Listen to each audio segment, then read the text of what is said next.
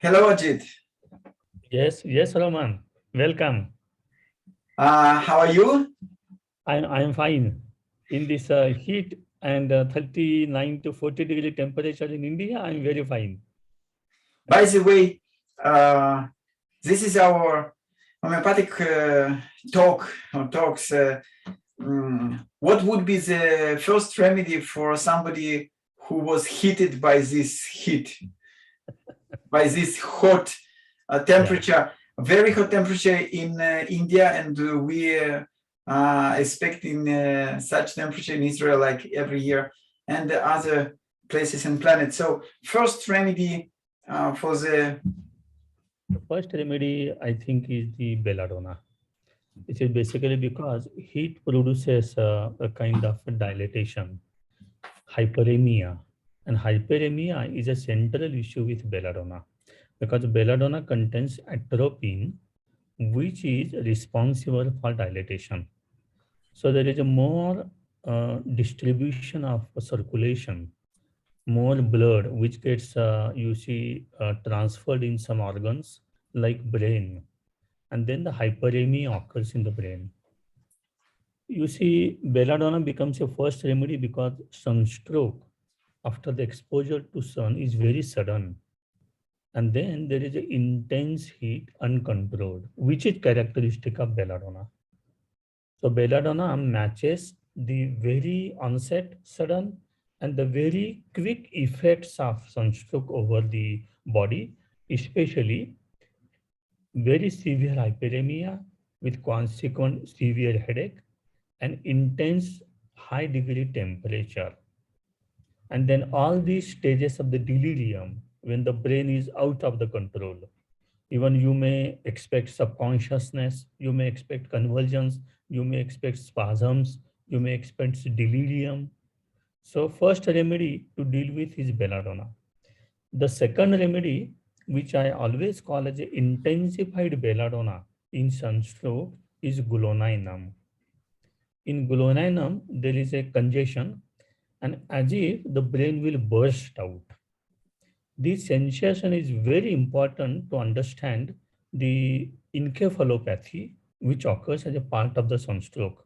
So actually the hyperemia is so much, the congestion is so much, so that the brain is likely to be out of control and bursting out. And then you will find if the temperature is high, if the blood pressure is high, as a part of the sun exposure, you will find gluoninum is a very nice remedy. And you know, gluoninum was invented in homeopathy as a part of the vertigo and cardiac remedy 3.5 years before the nitroglycerin came up in allopathy. So homeopaths always are very happy that homeopathy is ahead, no? So gluoninum is ahead of allopathy, you see. But apart from what I'm telling you about gluoninum, a very important aspect of gluoninum is an axis between heart and the brain. The heart goes on palpitating more with a huge anxiety that gets feel produced, and you get you see a picture like neuroticism, subpseudoangina pectoris, angina pectoris, and the heart, which is now with a lot of arrhythmia, then gluoninum is more indicated. And these are all the symptoms, cardiac symptoms, as after sun exposure. There are many cardiac patients, if they are exposed very much to sun, they get a lot of symptoms, including increase in the blood pressure. So as far as the sun exposure is concerned, I have to offer you two remedies: belladonna as a first remedy, and then the intensified belladonna, that is gluoninum. do you have an experience with remedy granatum in such extent in these cases? No, I have not. I have used a granite as a remedy, but I have no major experience with them. Yeah, Yeah. no major. There is an information that granatum is very good remedy for sun heat and sun stroke. And another question to you is, um, all very frequently we have another symptom when this hot, severe hot is happening. There is a dehydration of the system. So do you have an experience to use belladonna and China, for example, with in the same case when it's necessary? Yeah. You see, China is more for dehydration. So loss of vital fluid. So when a patient is exposed to sun and there is a severe perspiration, which is then followed by the weakness, because the system under the hypothalamus tries to eliminate the heat by the production of the sweat, and the sweat becomes uncontrolled. It's like an active process where you by the defense produce the sweat, and then production of the sweat becomes excessive. You cannot control it. Exactly what you are able to see in cytokine storm, for example. The inflammation is there in order to control everything, but the inflammation itself becomes uncontrolled. In the same way, you will find the first rank of the group after dehydration is China, especially China officinalis and Chininum arsenicosum. The second group, which I have found very useful, is Natrum group, especially Natrum muriaticum and Natrum carbonicum. If you see, both are very sensitive to sun exposure, and Natrum carbonicum is much more sensitive than Natrum mur. It has almost all the stimuli possible which we see in the environment. So sun exposure, for example, in Natrum muriaticum gets reflected at three levels. First, headache level. Second, gastrointestinal tract level. And the third level, which is very important, is the skin level.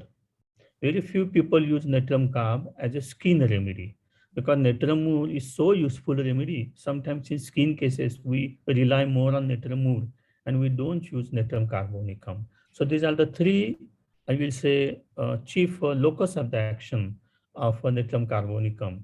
And even itching worse by sun exposure is a very strong symptom of natrum carbonicum. I have seen some psoriasis patient, they are covering their whole body because of the they don't want to show their psoriasis to the others. But even if the nails and fingers are out of the body and they are exposed, they start itching a lot. And this is a entry point for natrum carbonicum. And often my question to the people, do you tolerate sun exposure? This is my often a question when I am asking about the physical generals in a case. Yeah. And now there are so many problems because of exposure to sun. I recollect now a case I had when my patient went to the beach and she just fell asleep. And then when he came up, he had the burns of second degree with all qualities of it. So in such case where somebody exposed to sun to the extent of burn, what remedy, first of all, you are thinking about, just shortly? Yeah, the first remedy I will think of here is Apis mellifica. You know, Apis mellifica is a very hot remedy, worse by heat in general.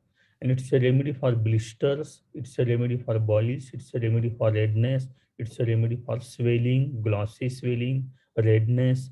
These are all the characteristic symptoms as after exposure to sun, which are very well covered by Apis mellifica. It becomes an acute remedy even in urticaria on exposure to sun. And the patient wants to apply something icy cold to the body. So this is a first remedy I will think of. Then if you go into the chronic consequences of the sun exposure, you know, the melanoma, as a research came in oncology when people literally died of melanoma in Australia long back. So they were exposed to sun, very heavy sun, hard sun, and they were you see on the beach for a very long time. And then the research came up that many have died because of the melanoma. Then the really ultraviolet radiation became a part of the causative force in oncology. Now, in order to deal with this causative force of the radiation, the first remedy I will use is sulfur itself. Sulfur is a complementary to APIS smell. So if APIS is acute, chronic is usually sulfur because they share the same symptoms in common. In sulfur, you will find it has a great power to antidote the ill effects of radiation, not only coming from the ultraviolet radiation of the sun, but also coming from all other sources, coming from the radioactive substances. It is coming from the isotopes, it is coming from the micro oven, it is coming from the low radiations, it is coming from the a lot of chemicals and you see atomic explosions and whatnot. In the same line, if you take into account a very interesting remedy prepared from the sun's rays, is soul. S-O-L, soul. You give the soul on the basis of the isotherapy. So soul is you have the exposure to ultraviolet radiation. There are some skin dermatitis and you want to treat it. Then think of soul.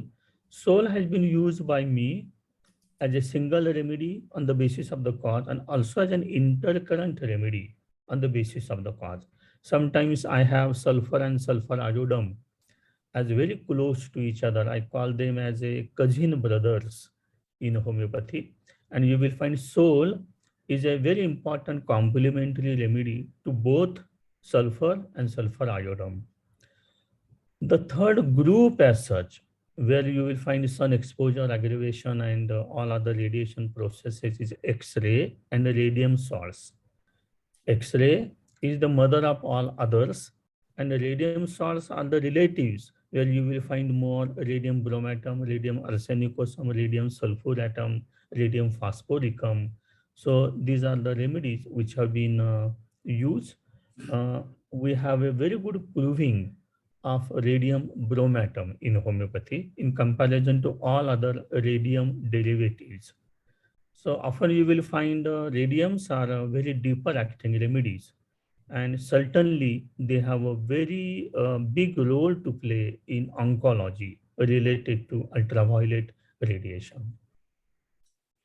And of course, just regular remedies to see in the rubric like causticum and urtica allens and arsenicum and the others. I must say something to you about causticum. You know, in old materia medica, often it is regarded as sulfur is a complementary of causticum. It is very interesting.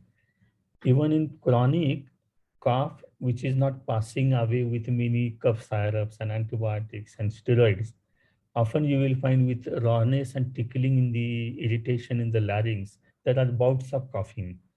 And in old age, if this cough persistent, causticum is a major choice. And if you interpolate sulfur in between, causticum's action is boosted. Wow. This is point number one. Yeah. Nice. Second thing, which is very important, if you see, causticum is a remedy of burns. When we are talking about sun exposure, we are talking of the burns, you see. So burns with consequent cicatrices. This is characteristic of causticum. So it is more psychotic remedy. So actually, you have treated an acute burn with belladonna, with apis, with sulfur, cantharis, for example. And now you have some lesions where there is a cicatrices being formed. And there is a kind of a, you see, stretching of the muscles. And if you want the stiffness of the muscles to disappear, use causticum in low potency frequently. I had a very long follow-up of a case of a lady who sustained burn injuries on the legs, and she developed very bad cicatrices. She was advised surgery. She did the surgery. With surgery, the cicatrices got more. And then there was no alternative but to take homeopathy. And I treated for over a year. And almost more than 90% the cicatrices become less. The skin became normal color because everything was very black and also white like leukoderma. With causticum, this also improve. And it is very interesting, Roman. Causticum is also related to sepia. So causticum, sepia, sulfur becomes a good trio. Yes. Yeah. And you know, this is like trend, like cycle, and we can go round and round, round, and this round will be around like a sun. And Yeah. just in this short video, we want to stress that homeopathy has wonderful instruments to help people after being exposed to sun. Yeah. So thank you very much, Ajit, for this short piece. Thank you. Yes. Okay. Yes, Roman.